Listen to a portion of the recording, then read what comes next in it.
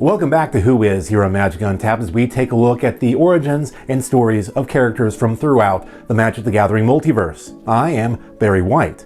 In this episode, we are going to take a look at the story of a dragon engine from the Brothers War era on Dominaria, one that eventually found itself on a different plane altogether from the conflict, only to be seen by the natives as a god.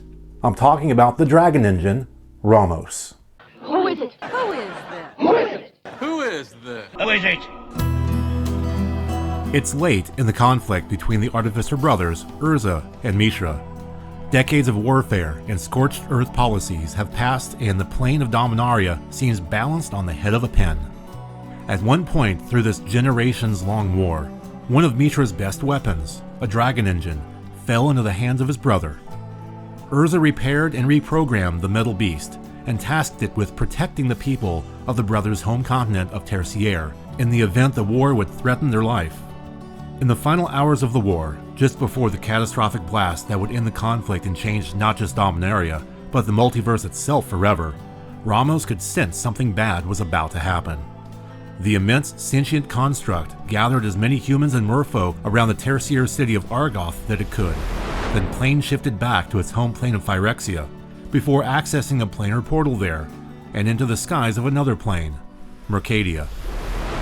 Unfortunately for the dragon engine, and those below, its descent to the ground in Mercadia was not a graceful one. Ramos plummeted, landing violently on a Mercadian town, killing many. Thankfully, the refugees harbored within the dragon engine were largely unscathed, if not a bit shaken. Over time, they built up villages and cities around the area where Ramos had crash-landed. Over many generations, these people began to revere the construct as a god, their savior and creator.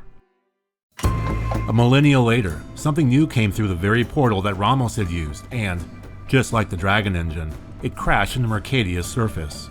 This time, though, it would be the plane-traveling skyship Weatherlight and its crew.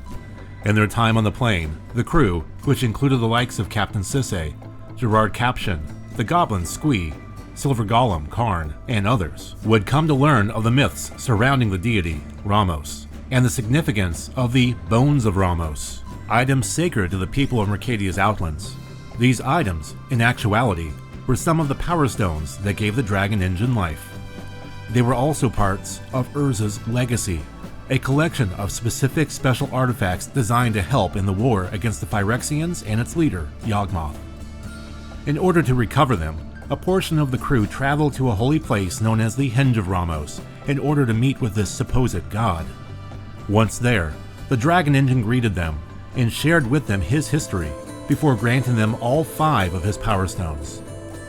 Later, as the Weatherlight and its crew were attempting to escape Mercadia City, Ramos took to the sky and intercepted an airship hot in their pursuit and captained by the Phyrexian shapeshifter, Volrath. Colliding with it, the dragon engine destroys the vessel. Its destruction would then trigger a revolution that would sweep the streets of Mercadia City, forever changing its future. As for Ramos, well, it's unlikely that the dragon engine could have survived such an encounter, especially being down 5 power stones and all.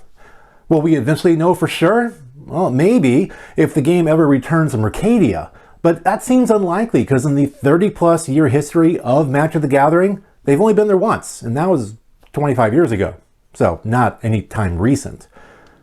If you like this video, please hit that like and subscribe button. Please support us by popping a buck in our tip jar on Patreon. Thank you so much for watching.